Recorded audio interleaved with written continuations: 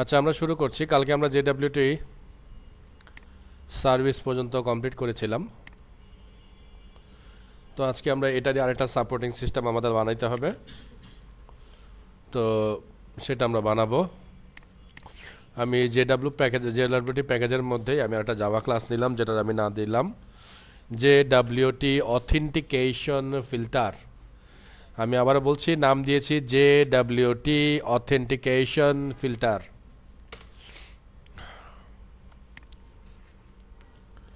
তো শুরুতে যেটা করব, এটাকে একটা বিশেষ অ্যানোটেশন করতে হবে। সেটা হচ্ছে একটা কম্পোনেন্ট, আর এটাকে আমরা এক্সটেন্ড করব। এটা না,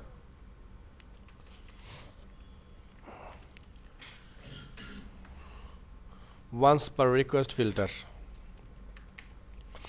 ভয় পায় না, আমি কিছুক্ষণের মধ্যে ব্যাখ্যা করতেছি। হ্যাঁ,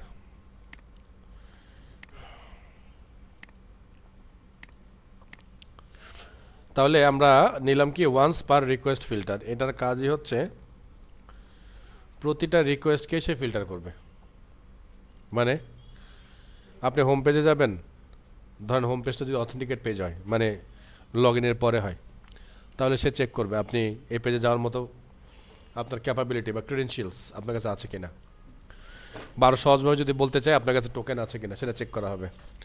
আপনি ওইখান থেকে যদি ধরেন আবার সেভ পেজে যেতে চান কোনো একটা, আবার চেক করা হবে। মানে প্রতি রিকোয়েস্টে আমরা এখানে চেক করব, খালি ফিল্টার করতে থাকবো যে আপনার টোকেন আছে কিনা, এবং ওই টোকেন অ্যালাইভ আছে কিনা, ওই টোকেন এক্সপায়ার হয়ে গেছে কিনা, এগুলো সব চেক করব এই কয়েক মিলি সেকেন্ডের মধ্যেই।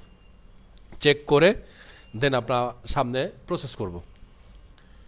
আচ্ছা, সো এখানে আমরা যেটা করব, এটা তো নিতেই হবে যেহেতু বাধ্যতামূলক, যেহেতু আমরা এক্সটেন্ড করছি। সো এখানে আমরা দুইটা ভ্যারিয়েবল নিচ্ছি, এগুলো আমরা জানি, যার কারণে আমি আর লিখলাম না।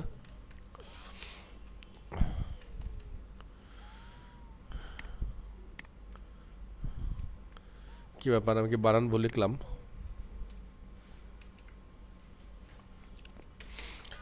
JWT সার্ভিস, আর এটা হচ্ছে ইউজার সার্ভিস। সো দেখেন এখানে কিন্তু ইম্পোর্ট হয়েছে, কিন্তু তারপরেও এরর দিচ্ছে। আচ্ছা, এই ধরনের এররকে সলভ করার জন্য যেটা করতে হয়, আমরা এখানে একটা জেনারেট নিলাম। আমরা চাইলে অটোরে করতে পারি। আমরা এটাকে কনস্ট্রাক্টর দিয়ে এরর সলভ করে দিলাম। মানে হচ্ছে যখনই এইটাকে কেউ কল করবে, তাহলে অবশ্যই তার মধ্যে JWT সার্ভিস এবং ইউজার সার্ভিস এই দুইটা বিল্ট ইন তার মধ্যে চলে যাবে। ব্যাপারটাকে বুঝতে পারছি? ধরেন আমরা যখন একটা ওষুধ খাই, সেই ওষুধটার মধ্যে অনেকগুলো উপাদান তো থাকে, তাই না? এমন তো না যে আমরা একটা একটা করে উপাদান আলাদা করে খাই। একবারই ওষুধটা খাই, ওটার সাথে 5টা 6টা এলিমেন্টস আমাদের শরীরে চলে আসে। সো আমরা বলতেছি যে আমরা যদি অথেন্টিকেশন ফিল্টারকে কল করি, তাহলে সেটার সাথে JWT সার্ভিস এবং ইউজার সার্ভিস এই দুইটাই অ্যাজ এ এলিমেন্টস হিসাবে বা কম্পোনেন্ট হিসাবে তার সাথে পাস হয়ে যাবে।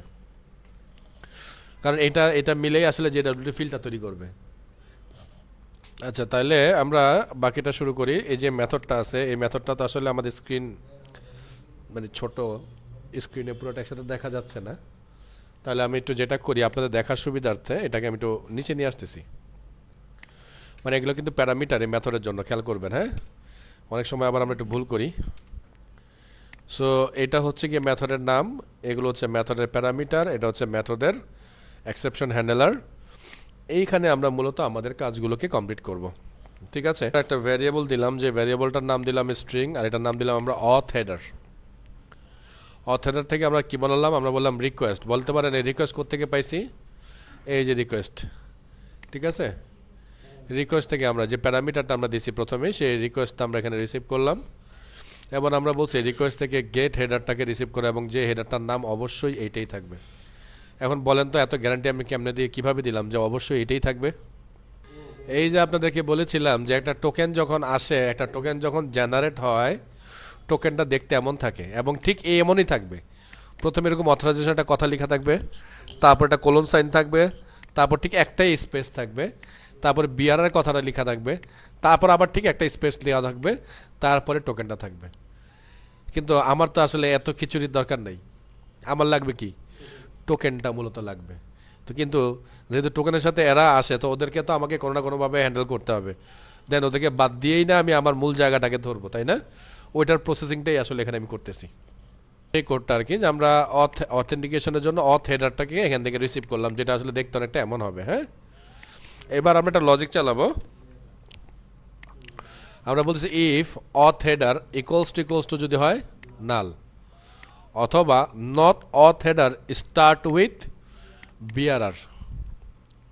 তার মানে এটা যদি বিআরআর দিয়ে স্টার্ট কি হয় না হয়, না হয়, তাইলে আমরা করব কি, বলছি if no token found or token format is incorrect process with the filter chain.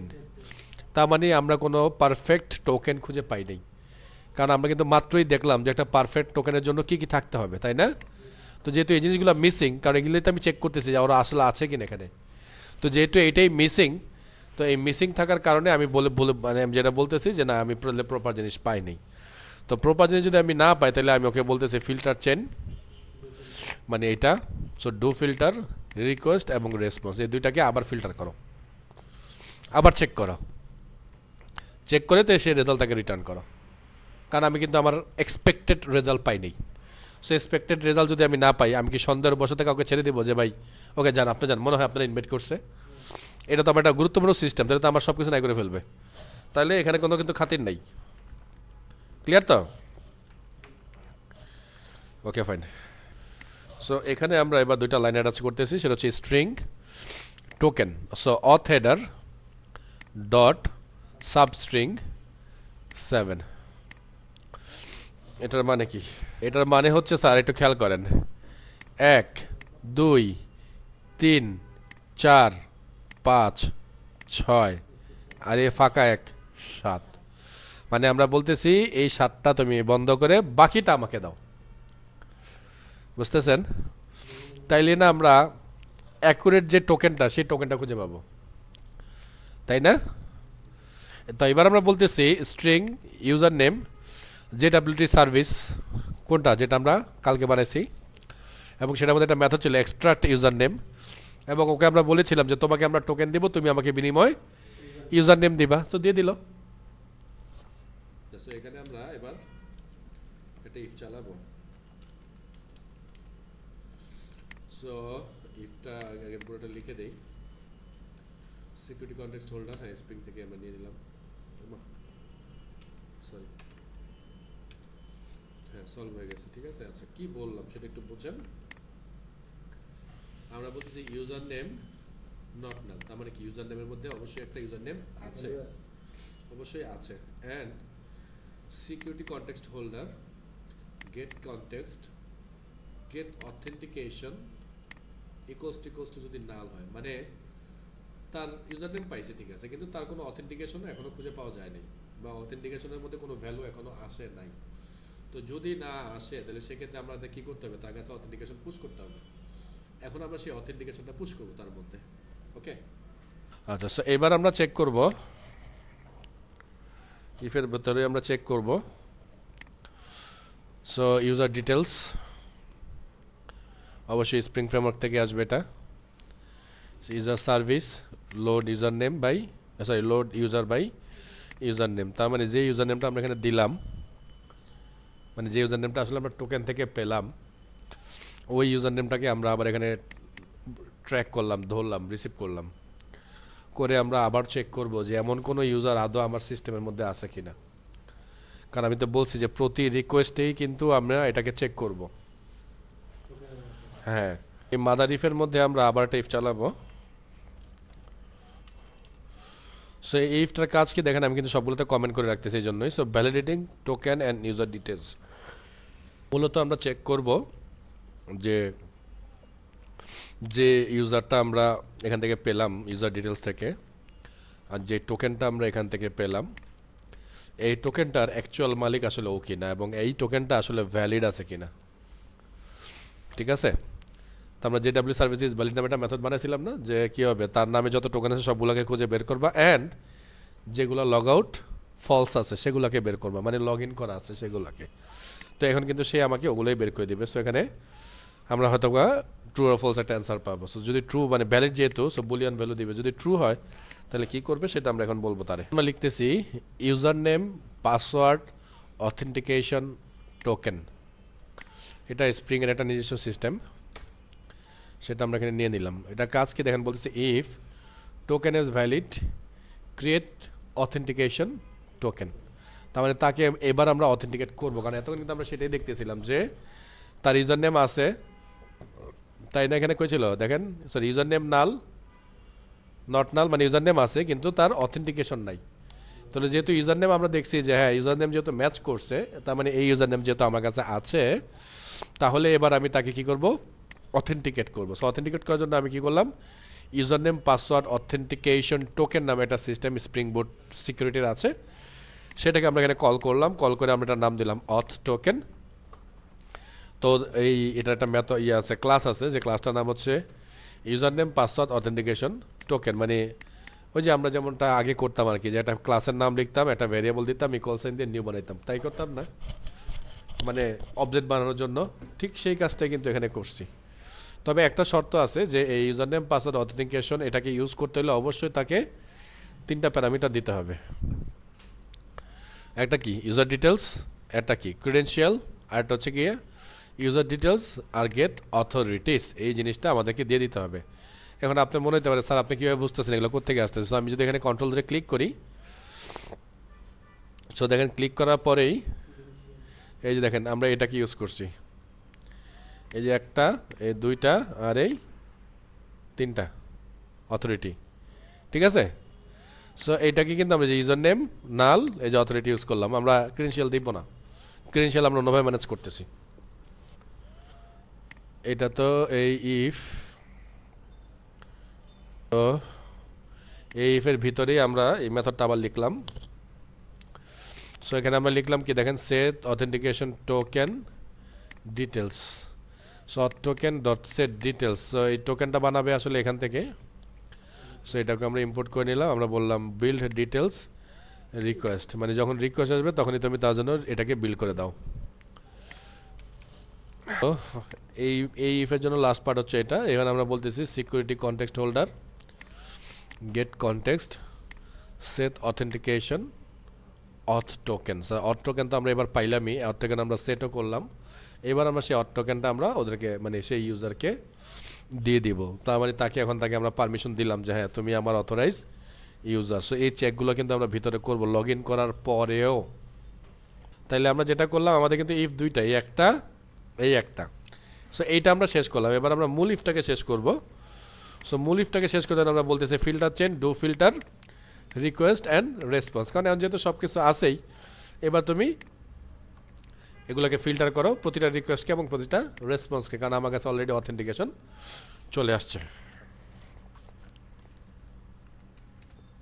যেটা করতেছি পুরাটা ক্লাসটাকে আমি আরও একবার একটু রিকল করতেছি, একটু দেখে নেন। সো আমরা যেটা করলাম, একটা JWT অথেন্টিকেশন ফিল্টার নিলাম, এটাকে এক্সটেন্ড করলাম ওয়ান্স পার রিকোয়েস্ট ফিল্টার। তার মানে প্রতি রিকোয়েস্টে সে ফিল্টার করতে থাকবে, প্রতি রিকোয়েস্টে টোকেনকে চেক করতে থাকবে। তো আমরা যেটা করলাম, JW সার্ভিস এবং ইউজার সার্ভিস দুইটাকে এখানে নিয়ে আসলাম ফাইনাল করে, অথবা চাইলে আমরা অটোয়ার করে আনতে পারতাম। তো যদি এভাবে ফাইনাল করে নিয়ে আসি, তাহলে অবশ্যই সেটাকে কনস্ট্রাক্টরের মধ্যে পুশ করে দিতে হবে। আমরা কনস্ট্রাক্টরে পুশ করে দিলাম। তো যেহেতু আমরা একটা ক্লাসকে এক্সটেন্ড করেছি, তো অবশ্যই তার একটা মেথড আছে, আমাদেরকে সে ওভাররাইড মেথডটাকে নিতে হলো। সেই মেথডটার নাম হচ্ছে ডু ফিল্টার ইন্টারনাল, মানে ইন্টারনালি সেই ফিল্টারটা করবে নিজেই। তো এটার মধ্যে 3টা প্যারামিটার, একটা হচ্ছে গিয়ে HTTP servlet request, HTTP servlet response, আর এটা হচ্ছে ফিল্টার চেইন। এবং এখানে সাবলেট এক্সেপশন আসতে পারে, আবার IO এক্সেপশনও আসতে পারে। আচ্ছা ফাইন। সো শুরুতে আমরা যেটা করলাম, আমরা অথ হেডারটাকে এখানে ধরলাম যে আমাদের একটা রিকোয়েস্ট হেডার আছে, যেটা শুরু হবে এরকম অথরাইজেশন এই কথাটাকে দিয়ে। সো এরকম যদি কিছু তুমি খুঁজে পাও, সেটাকে তুমি অথ হেডার হিসাবে ধরে নিবা। ওকে, তারপর আমরা বলতেছি যে অথ হেডারটা যদি আবার নাল হয়, অথবা অথ হেডার স্টার্ট যদি এটা বিআরআর দিয়ে যে না আসে, তাইলে কিন্তু সেটা ভ্যালিড অথ হেডার না। তো যদি ভ্যালিড অথ হেডার না হয়, তাহলে আবার তুমি ফিল্টার করো, আর ফিল্টার করে ওরা ফেরত নিয়ে যাও। মানে মোট কথা তুমি ফলস রেজাল্ট দাও, ফলস রেজাল্ট দিয়ে ওকে লক করে দাও। ওকে, আবারও আমরা মানে লগ ইন করাবো, বা আবারও তার জন্য আমরা ফিল্টার রেডি করাবো। দেন তারপর আমরা বলছি টোকেন। সো অথ হেডার থেকে আমরা সাবস্ট্রিং 7, মানে 7টার পর থেকে 8 নাম্বার থেকে আমরা যতগুলো আছে লাস্টে সবগুলোকে আমরা এখানে রিসিভ করলাম। ইট মিনস মানে হচ্ছে একটা টোকেন যত বড় হয় পুরো টোকেনটাকেই এখানে আমরা রিসিভ করলাম এবং আমরা ইউজার সার্ভিসের মাধ্যমে মানে সরি JWT সার্ভিসের মাধ্যমে আমরা টোকেন থেকে ইউজার নেম খুঁজে বের করলাম। এবার আমরা বললাম যে ইউজার নেম যদি নট নাল হয় মানে ইউজার নেম আছে কিন্তু তার সিকিউরিটি বা তার কোনো অথেন্টিকেশন নাই, তাহলে সেক্ষেত্রে আমরা চেক করবো যে কেন নাই। সো কেন নাই চেক করতে হলে শুরুতে আমরা যেটা করব, আগে আমরা খুঁজে দেখবো যে এই যে ইউজারটা আমরা পাইলাম টোকেন থেকে, এই ইউজারটা আদৌ আমাদের সিস্টেমের মধ্যে সেভ করা আছে কিনা, মানে আমার ডাটাবেজের মধ্যে আছে কিনা সেটা আমি এখান থেকে চেক করতেছি। ওকে, তো যদি খুঁজে পাওয়া যায় তাহলে আমরা ইউজার ডিটেলসটা পাবো। সো পাইলেই আমরা চেক করব যে ওর যে টোকেনগুলো এবার আছে যে টোকেনগুলো আসলে ভ্যালিডেট কিনা। তো এই জন্য আমরা যে টোকেন এখান থেকে পেলাম সেই টোকেন আর যে তার ইউজার ডিটেলস এই দুইটাকে আমরা এখানে পাস করলাম। পাস করার পরে সে এই JWT সার্ভিস থেকে চেক করে দেখবে যে তার নামে যে টোকেনগুলো আছে সেগুলো ভ্যালিড কিনা। যদি ভ্যালিড হয় তখন সে আমার জন্য অথেন্টিকেশন তৈরি করে দিবে, দেন আমি অথেন্টিকেশন পেয়ে যাব এবং পেয়ে আমি বাকি যে জায়গাগুলোতে যাওয়ার কথা সেই জায়গাগুলোতে আমি যেতে পারবো। এবার আমরা বলতেছি অথ টোকেন ডট সেট ডিটেলস। অথ টোকেনের মধ্যে আমরা এবার ডিটেলস সেট করতেছি। কী কী সেট করব, আমরা ওয়েব অথেন্টিকেশন ডিটেলস সোর্সেস এটাকে আমরা বিল্ড করে দেবো রিকোয়েস্ট থেকে। সো রিকোয়েস্টের কাছ থেকে আমরা এটাকে রিসিভ করে তার জন্য একটা অথেন্টিকেশন টোকেন বানায় ফেলবো। দেন আমরা বলতেছি set authentication token in the security context. So security context আছে মূলত এই সিকিউরিটি কাজটা আমরা একটু পরে করবো। সো এই কনটেক্সটের মধ্যে আমরা এই অথেন্টিকেশনটাকে ফিট করে দেবো। ফিট করে দিলে আমরা বুঝবো যে হ্যাঁ সে এখন থেকে আমাদের অথেন্টিক ইউজার। আর সবার শেষে এখানে আমরা বলতেছি filter chain do filter request, যদি সব ঠিকঠাক থাকে তাহলে সে এই কাজ বারবার করে করতে থাকবে। শেষ।